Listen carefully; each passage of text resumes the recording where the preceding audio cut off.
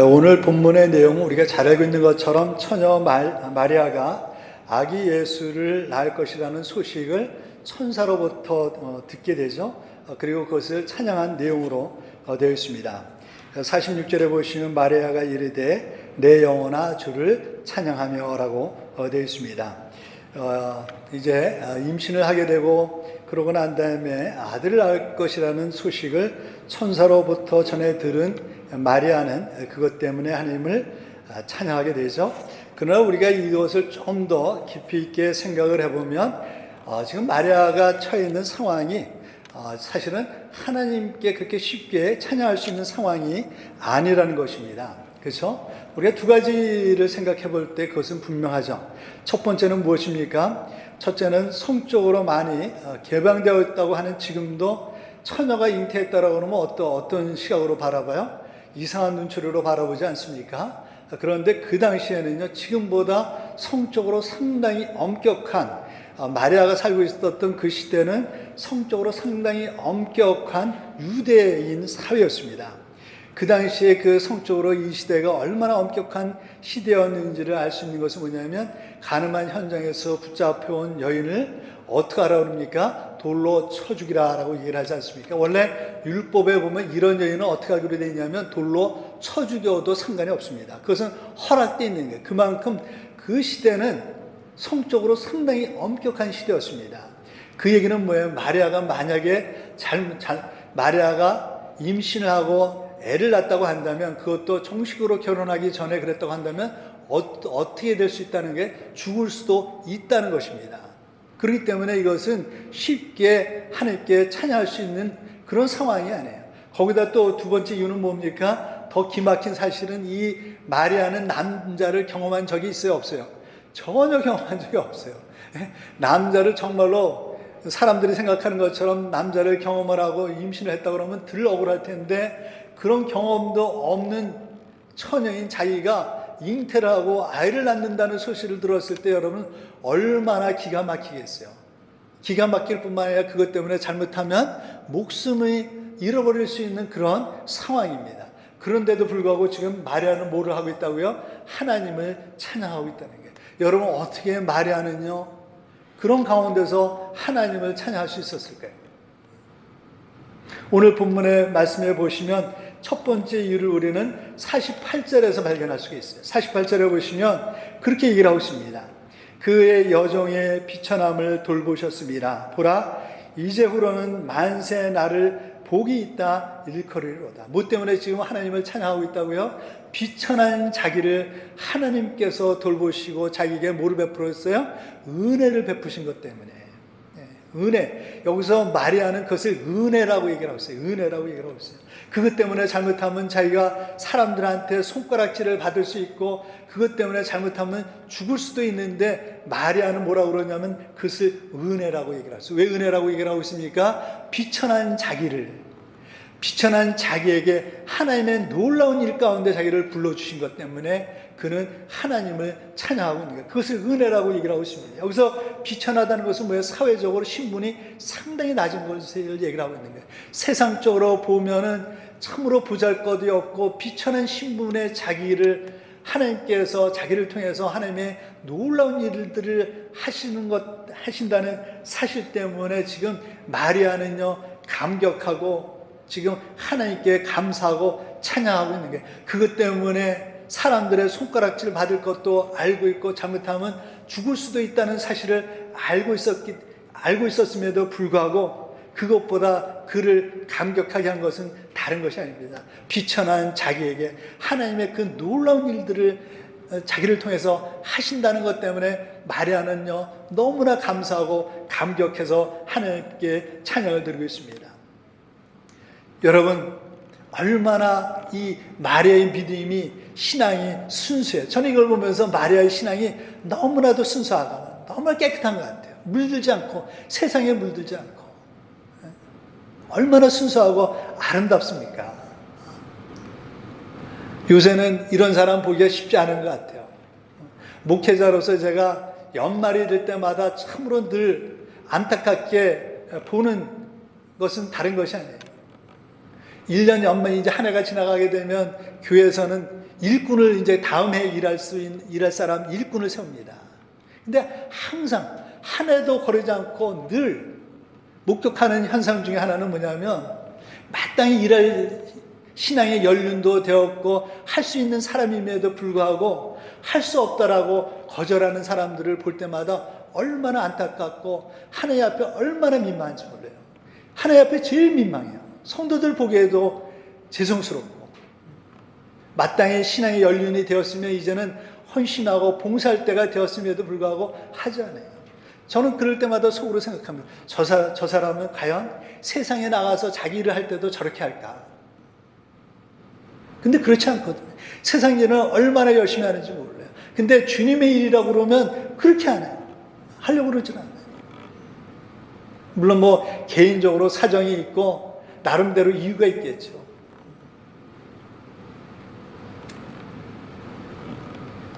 여러분은 절대로 그러지 마세요. 절대로 그러지 마세요. 하나님이 어떤 일들을 시키실 때 그것이 힘들고 어렵다고 할지라도 미루거나 여러분 거절하지 마세요. 그것만큼 하나님 앞에 안 좋은 게 없는 것 같아요. 목회자로서. 우리가 하나님께 받은 은혜가 얼마나 많은데 하나님의 은혜를 알고 하나님의 은혜를 받은 사람이라고 하면 도저히 저는 그렇게 할 수 없다고 생각합니다. 죄송한 얘기지만 목사님들 중에서도 그런 분들이 있어요.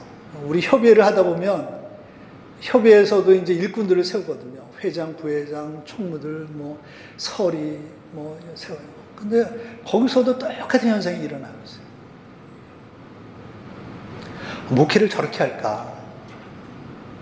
목회는 저렇게 안 할 텐데. 자기 일이라고 하면 그러지 않을 거 아니에요. 그렇죠? 하나님께서 사용하시는 사람들의 공통점이 있습니다. 하나님께서 사용하시는 사람들을 보면 하나 같은 공통점은 문벌이나 가문을 보지 않는다는 거예요. 그래서 실제적으로 하나님의 일을 한 사람들을 보면 그렇게 학벌이 높거나 가문이 좋았던 사람들도 물론 있지만 그런 사람을 하나님이 안 쓰신다는 얘기가 절대로 아닙니다. 하나님이 그런 사람들 쓰지만 하나님은 꼭 그런 사람만 쓰시는 것이 아니라 어떤 사람들 쓰세요? 가문도 별로 좋지 않아도 학벌이 그렇게 좋지 않아도 하나님은 오히려 그런 사람들을 더 많이 쓰시는 것 같아요. 기독교 역사를 보면 그것은 분명한 사실인 것을 알 수가 있습니다. 그러면 하나님은 어떤 사람을 쓰실까요? 하나님은요 다른 걸 보시지 않는 것 같아요. 믿음을 보시는 것 같아요. 믿음. 하나님께서 마리아를 쓰신 이유가 있다고 한다면 그 이유는 저는 다른 데 있는 것이 아니라 바로 믿음이라고 봐요. 그 순수한 믿음.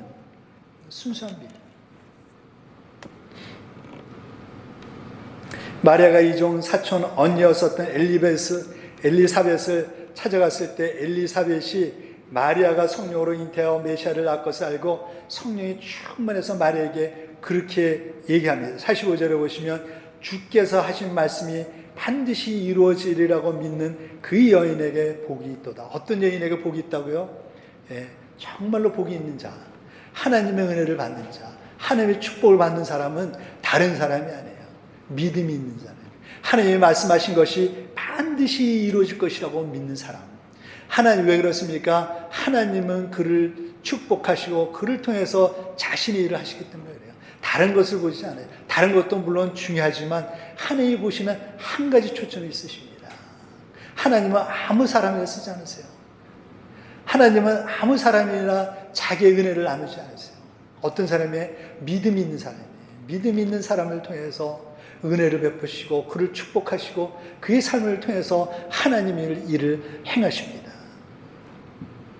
그 얘기를 들었던 마리아는요 46절부터 48절에서 그렇게 응답을 하죠. 마리아가 이르되 내 영혼이 주를 찬양하며 내 마음이 하나님 내 구주를 기뻐하였으면 그의 여종의 비천함을 돌보셨습니다. 보라 이제 후로는 만세 나를 복이 있다 일컬으리로다.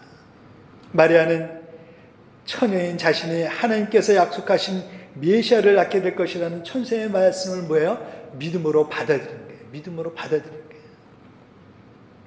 그리고 그런 사실 때문에 지금 주님을 기뻐하고 하나님을 지금 그는 찬양하고 있는 것입니다.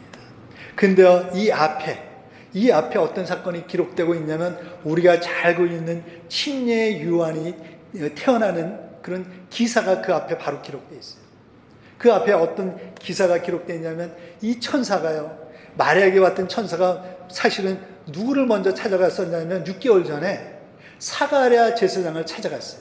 그리고 어떤 얘기를 하냐면 내가 네 아내 엘리사벳을 통해서 자녀를 낳게 될 것이다. 그는 주님의 일을 예비하는 자가 될 것이다 라는 수태고지를 하게 돼요. 그때 그 사가랴가 그 천사의 말을 믿음으로 받아들이지 못합니다. 어떻게 나이가 많은 우리가 아이를 낳을 수 있겠습니까? 절대로 그런 일이 일어날 수 없습니다 라고 그러자 천사가 하나님의 말씀을 믿지 못하는 사가랴를 책망하면서 네가 요한이 태어날 때까지 벙어리가 될 것이라고 얘기해요. 얼마나 대조적이에요. 이 마리아의 그런 믿음의 태도와 이 사가랴의 태도는 얼마나 다릅니까?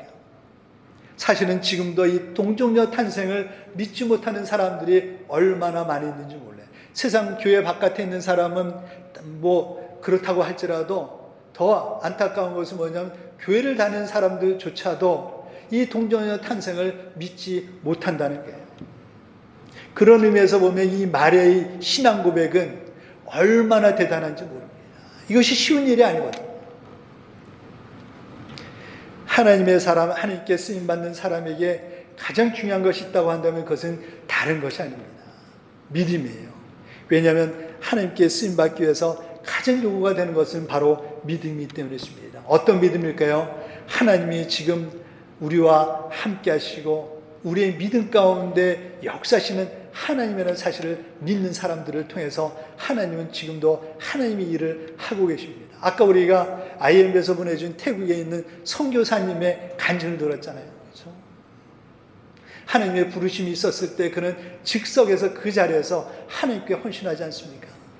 그리고 그를 통해서 하나님은 태국에서 놀라운 일들을 지금도 하고 계셔서 많은 일들을 하고 계십니다. 히브리서 11장 6절에 있는 것처럼 믿음이 없이는 하나님을 기쁘시게 하지 못하니 하나님이 우리에게 원하시고 가장 기뻐하시는 것이 있다고 한다면 다른 것이 아니에요. 그건 믿음이에요. 믿음. 어떤 믿음입니까? 하나님께 나가는 자는 반드시 그가 계신 것과 그가 또한 자기를 찾는 자들에게 어떤 자에 상 주시는 이심을 믿는 믿음이에요. 그러나 우리가 오늘 본문을 자세히 들여다보면 처음서부터 마리아가 이 천사의 말을 온전히 믿지 못했다는 사실을 우리는 발견할 수 있습니다. 34절의 말씀이 그것을 우리에게 잘 보여주고 있어요. 원래 마리아는요, 그 천사의 말을 들었을 때 100% 거기에 동의가 되었고 믿어졌던 것은 아니란 것입니다. 34절을 보세요. 마리아가 천사에게 말하되 나는 남자를 알지 못하니 어찌 이 일이 있으리까? 뭐예요? 어떻게 이런 일이 일어날 수 있습니까? 이런 일은 일어날 수가 없습니다. 한 번도 지금까지 이런 일들을 나는 들어본 적이 없습니다. 저는 이 말의 반응이 당연한 반응이라고 생각해요. 인간의 이성으로, 인간의 경험으로는 도저히 받아들일 수 없는, 이해할 수 없는 사건이에요. 이 말씀을 보면 마리아가 처음부터 천사의 말을 100% 믿은 것은 아니라는 사실을 알 수가 있어요. 그때 천사가 무슨 얘기를 합니까? 그럴 수 있어. 근데 네 사촌 엘리사벳을 너 알고 있지?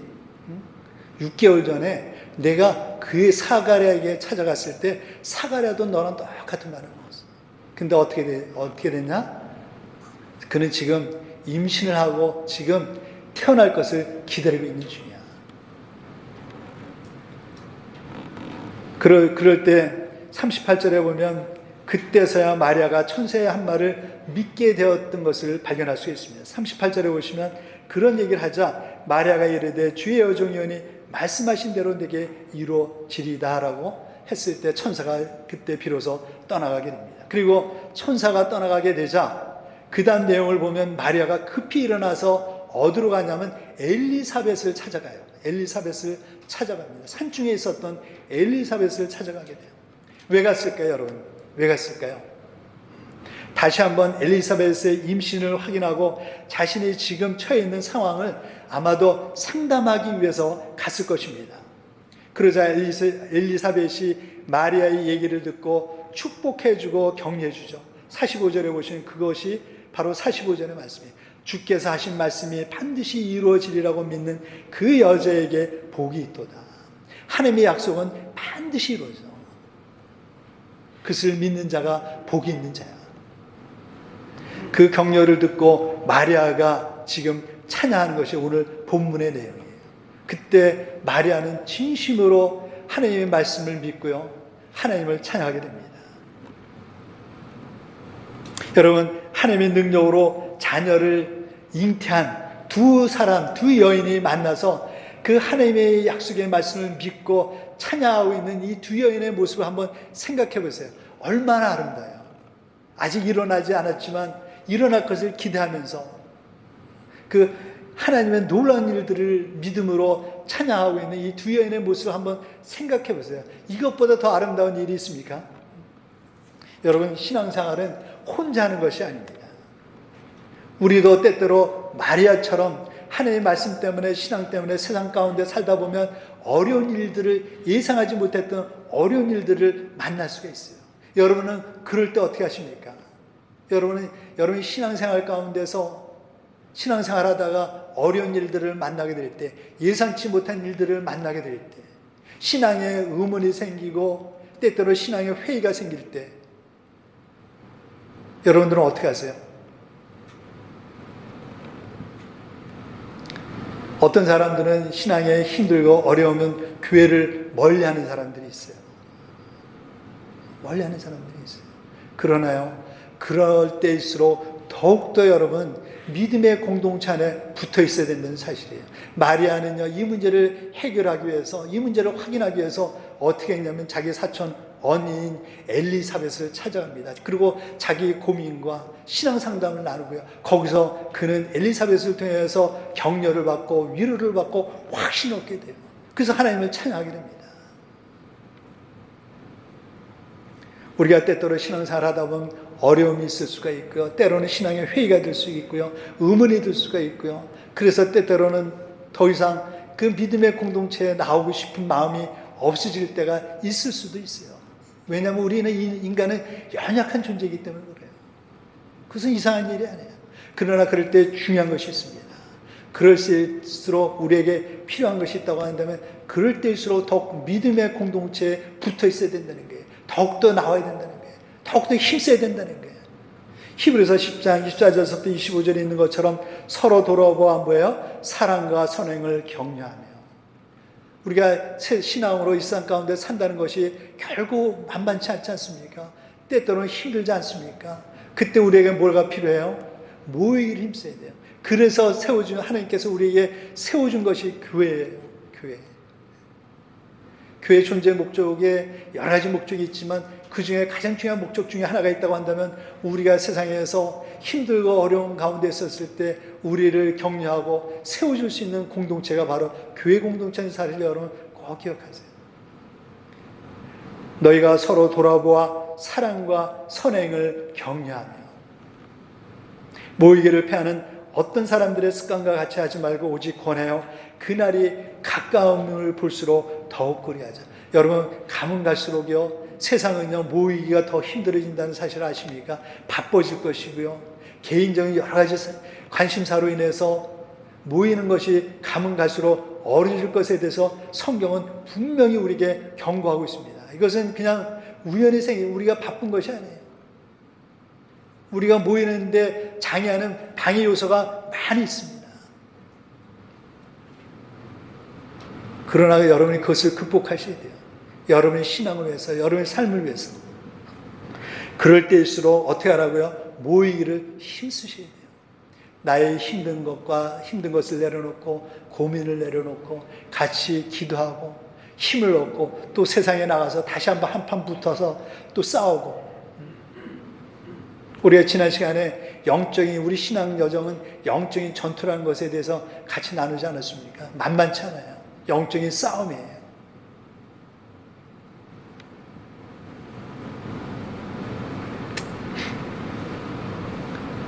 그것이 바로 교회가 존재하는 목적이라고 얘기할 수가 있습니다. 마리아가 감격해서 하나님을 찬양한 또 다른 이유는 다른 것이 아니라 하나님의 신실하심이에요. 하나님의 신실하심. 54절에 보시면 마리아는 하나님을 이렇게 찬양하고 있습니다. 그 종 이스라엘을 도우사 긍휼히 여기시고 기억하시되. 뭐야? 기억하시되. 지금 마리아는 다른 것 때문에가 아니라 하나님께서 약속하신 것을 기억하셨다는 게 55절에 보시면 우리 조상들에게 말씀하신 거예요. 무엇을 기억하셨다고요? 하나님께서 우리 조상들에게 말씀하신 것, 아브라함과 그 후손들에게 말씀하신 것, 뭘 얘기를 하고 있습니까? 하나님께서 창세기 12장을 보시면 하나님께서 아브라함에게 그렇게 말씀하시는 내가 너로 큰 민족을 이루고 내게 복을 주어 내 이름을 창대하게 하리니 너는 복이 될지라. 무슨 얘기를 하고 있습니까? 너가 지금 자녀가 없지만 내가 너에게 자녀를 줄 것이고 그 자녀를 내가 위대하게 해서 축복해서 창성케 해서 그 후손을 통해서 온 세상 사람들을 축복할 것이다 라고 말씀하셨어요. 어떻게 해요? 3절에 보시면 모든 족속이 너로 말미암아 복을 얻을 것이다. 이것은 뭘 얘기를 하고 있습니까? 다른 걸 얘기를 하고 있는 거예요. 네 자손 중에서 인류를 구원하실 메시아를 얘기를 하고 있는 거죠. 하나님께서는 아브라함에게 말씀하신 내가 네 후손을 창대케 해서 그 자손 중에서 메시아가 태어날 것인데 그를 통해서 온 모든 민족이 복을 받을 것이다. 그것을 예언하고 있는 거예요. 이 하나님의 약속은요, 아브라함뿐만 아니라 그 아들 되었던 이삭과 그의 손자였었던 야곱을 통해서 계속해서 반복되고 있습니다. 내가 네 아버지 아브라함에게 했던 약속을 너를 통해서 그리고 그 손자 되었던 야곱에게도 똑같은 얘기를 합니다. 내가 네 할아버지 아브라함에게 약속했던 이 약속을 반드시 지킬 것이다. 그리고 대를 이어서 그 후손에게 대를 이어서 누구에게까지 이어지냐면 다윗에게 이어지게 돼요. 다윗에게 이어집니다. 그런데요, 그로부터 몇 년이 지난 줄 아세요? 2000년이라는 시간이 지났어요. 근데 2000년 동안 아무런 일들이 일어나지 않았어요. 하나님께서 분명히 우리 조상 아브라함을 통해서 인류를 구원하시는 메시아를 보내신다고 하셨는데 2000년이 지났는데도 아무런 일들이 일어나지 않았어요. 다윗이 죽은 지는 1000년이라는 시간이 지났어요. 근데 아무런 일들이 일어나지 않았습니다. 그리고 이제 때가 되자 하나님께서는 마침내 마리아라는 세상적으로 보면 전혀 내세울 곳이 없는 젊은 여인을 통해서 자신의 약속을 이루고 계시는 것이죠. 그것이 지금 마리아를 감격해 하는 거예요. 이스라엘 백성들은 벌써 2000년의 역사가 지나고 1000년의 시간이 지나서 잊어버리고 있었는데 하나님께서는 그것을 잊어버리지 아니하시고 그것을 기억하시고 마침내 하나님의 때가 되자 이루신 것 때문에 마리아는 감격하고 있는 거예요. 우리는 잊고 있었는데, 그래서 하나님도 잊고 있었다라고 생각하고 있었는데, 우리는 잊고 있었는데 누구는 잊고 계시지 않았으셨어요? 하나님은 기억하고 계셨다는 거예요. 우리는 그럴 수가 있어요. 우리는 잊을 수가 있지만 하나님은 절대로 하나님께서 약속하신 것을 잊지 않으시세요. 그 하나님의 신실하심을 여러분 믿으십니까? 그것 때문에 지금 마리아는 감격하고 있는 거예요. 아, 하나님이 어떻게 아직도 그것을 잊지 않고 계실까? 그리고 나같이 비천한 여인에게 이 놀라운 축복을 허락하셨을까?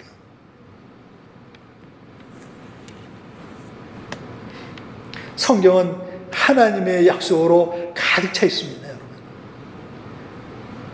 구약은 예수님이 오시기 전에 약속하신 말씀들로 가득 차 있고요. 신약은 오신 예수 그리스도의 약속들로 가득 차 있어요. 그래서 성경은 언약의 책이 놀라운 축복의 약속들로 가득 차 있습니다. 하나님은 언약의 하나님이세요. 그 약속들 속에서 우리는 하나님의 우리를 향하신 구원과 축복과 소망을 우리는 발견합니다. 그러나 그 구원이 내 구원이 되고 내 축복이 되고 내 소망이 되고 내 은혜가 되기 위해서 우리에게 필요한 것 한 가지가 있는데 그것이 무엇인지 아세요? 믿음이에요. 믿음. 그러나 이 믿음은 때때로 우리에게 오랜 기다림을 요구할 수도 있다는 사실을 우리는 잊어서는 안 돼요. 하나님께서 아브라함과 약속하신 지 몇 년이 지났다고요? 2000년이 지났어요. 2000년. 다윗하고 약속하신 지는 1000년이 지났고요.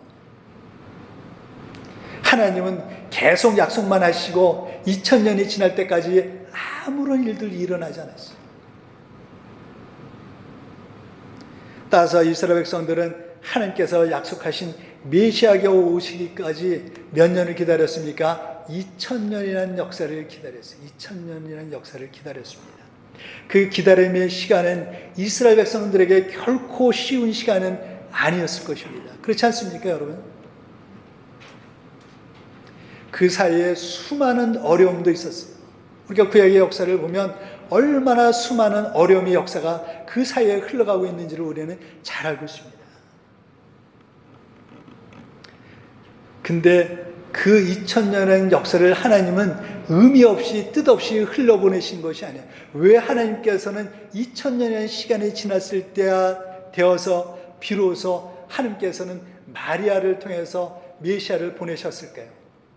왜 그 2000년의 역사는 시간은 필요했을까요?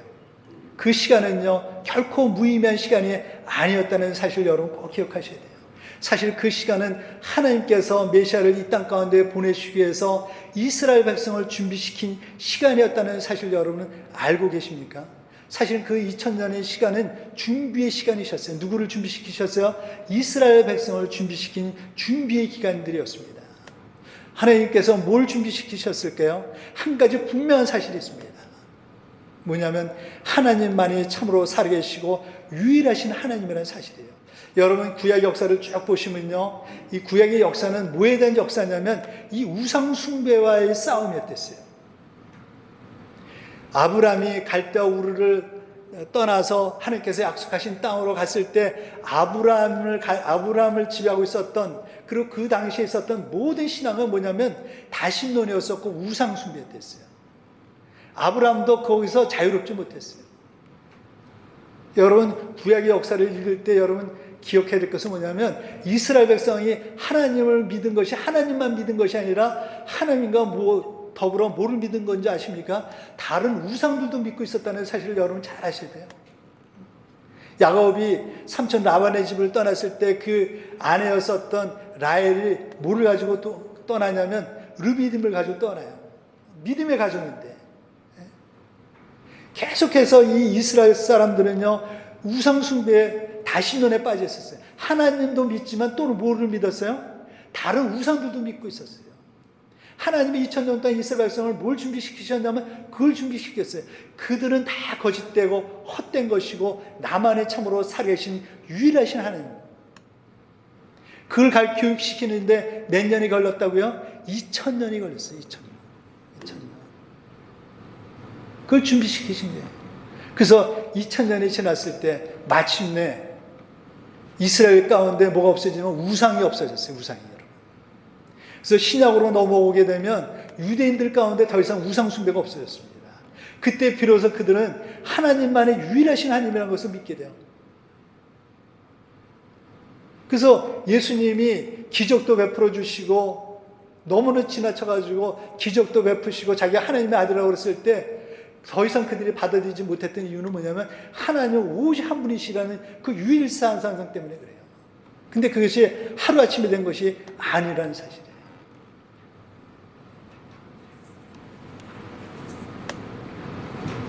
하나님을 찬양하는 사람들 중에는 두 종류가 있습니다. 두 종류가 있어요. 하나님의 약속의 말씀이 이루어졌기 때문에 찬양하는 사람이 있는가 하면 아직 하나님의 약속이 이루어지지 않았지만 하나님을 신뢰하기 때문에 하나님의 신실하심을 믿기 때문에 하나님의 약속의 말씀이 이루어질 것을 바라보면서 찬양하는 사람이 있어요. 어떤 사람이 진정한 믿음의 사람일까요? 하나님이 어떤 믿음의 사람을 기뻐하실까요? 말할 것도 없이 후자의 사람이라고 얘기할 수가 있어요. 전자의 사람은 누구나 할 수 있어요. 하나님의 약속의 말씀이 이루어졌기 때문에 그것은 누구나 할 수 있는 거예요. 그렇지 않겠습니까? 근데 어떤 사람이 힘듭니까? 아직 이루어지지 않았지만 그러나 하나님의 신실하심을 믿기 때문에 마침내 이루어질 것을 믿고 믿음으로 고백하고 그것을 감사하고 그래서 찬양하는 사람이 아닐까요?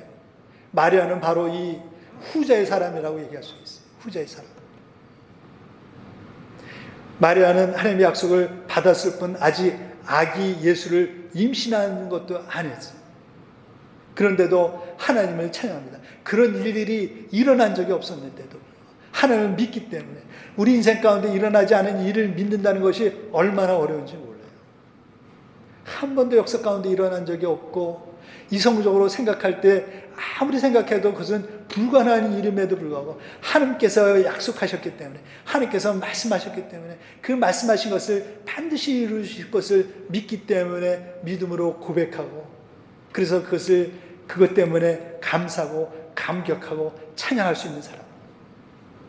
그것이 바로 하나님께서 기뻐하시는 믿음의 사람의 모습이라고 얘기할 수 있습니다. 우리는 우리의 일을 알 수가 없어요. 우리는 많은 성경의 약속의 말씀을 받았지만 어떤 것은 이루어진 것도 있지만 어떤 것들은 아직도 우리 삶 가운데 이루어지지 않은 것들이 있습니다. 그리고 그것이 언제 이루어질지도 잘 모를 수 있어요. 우리가 신앙생활을 한지 오래되었는데도 불구하고 하나님께서 성경을 통해서 우리에게 말씀하셨을 뿐만 아니라 그 약속의 말씀을 신실하게 이루어오신 하나님을 여러분은 경험하고 계십니까? 아멘. 성경에 있기 때문에 그것을 믿을 뿐만 아니라 저는 더 중요한 것이 그것을 내 삶 가운데 여러분 그것을 경험하고 계시냐 하는 거예요. 하나님은 신실하신 하나님이기 때문에 다른 몰라도 우리 삶 가운데 많은 것들은 우리는 경험할 수 있어요.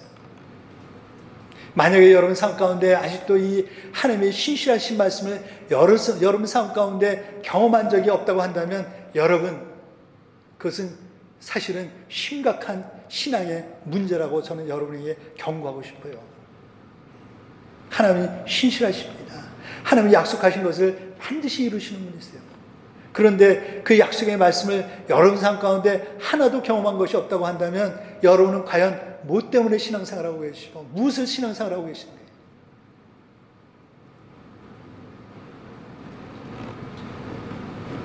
D.L. 무디 목사님의 성경책에는 T하고 P라는 글자가 가득했다고 그래요. T는 뭐냐면 테스트고 P는 프로브라는 의미를 가지고 있어요. 이 D.L. 무디 목사님은요, 하나님의 신실하심을 믿었기 때문에 성경이 진리라는 말씀을, 진리의 하나님의 말씀이라는 말씀을 믿었기 때문에요, 그는 이 말씀을 자기 삶 가운데 적용하기 시작을 했어요. 순종하기 시작을 했어요. 테스트해보기 시작을 했어요. 과연 이것이 정말로 진리인가? 하나님의 살아계신 말씀인가? 그리고 그때마다 그가 결론은 뭐냐면 그렇다는 것이었습니다. 프루브예요. 그는 성경의 말씀을 단지 성경 지휘로 알았던 것이 아니라 정말로 하나님의 말씀으로 자기 삶 가운데 적용하고 실천하고 순종함을 통해서 정말로 이 성경의 말씀이 하나님의 말씀이요 진리의 말씀이라는 사실을 자기 삶으로 확증한 삶을 살았던 분이십니다. 저는 여러분에게 그렇게 도전하고 싶어요. 성경에 있기 때문에 그냥 믿는 것이 아니라 거기서 우리가 한 차원 더 높여서 그 말씀을 우리 삶 가운데 적용하고 실천해서 정말로 그 말씀이 그러함과 상고하는 데살로니가 교회 교인들처럼, 그러면 여러분들도 반드시 이 D.L. 무디 목사님처럼 그것을 여러분 삶 가운데 간증할 수 있게 될 것입니다. 신앙이라는 것은 아직 이루어지지 않았지만 마리아처럼 믿음으로 그것을 미리 앞당겨서 누리는 거죠. 신앙이라는 것은 아직 이루어지지 않았지만 지나간 내 삶에서 늘 신실하게 인도하시고 약속을 지키셨던 그 하나님을 바라보면서 그 하나님을 의지하면서 믿음의 발걸음, 하나님께서 어떻게 하실 것을 소망하면서 걸어가는 발걸음이라고 얘기할 수가 있습니다. 히브리서 11장 1절에 있는 것처럼 믿음은 바라는 것들의 실상이에요. 우리가 그 하나님의 약속을 우리 삶 가운데 보여줘야 되지 않겠습니까? 하나님은 지금도 살아계십니다. 하나님은 지금도 신실하십니다. 저는 여러분의 삶이 그런 하나님의 증거가 되었으면 좋겠어요. 아직도 하나님이 없다고 하는 이 세대 가운데서 하나님은 지금도 살아계십니다. 하나님은 지금도 신실하십니다. 제 삶을 보세요.